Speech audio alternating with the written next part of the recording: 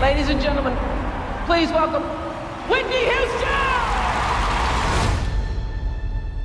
Common criticism of you, your music isn't black enough. Well, who said that? That's just bull. And it makes me angry, actually. It's hateful and uninformed. My whole life, she ain't black enough, she ain't white enough. Well, how about she's not obedient enough? How about she ain't fearful enough?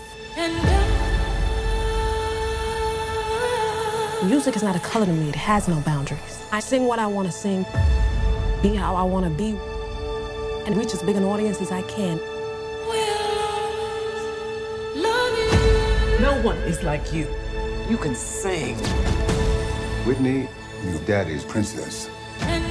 We're building something here, so you just keep singing. Daddy, my money. I trusted you.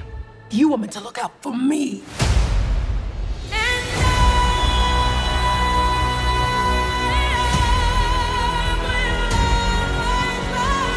You two have spent a lot of time together. It's damaging the brand. Since when did your little girl become the brand? I miss that. Don't even worry about it. You're Whitney Houston. What was it like? That love. Millions of people.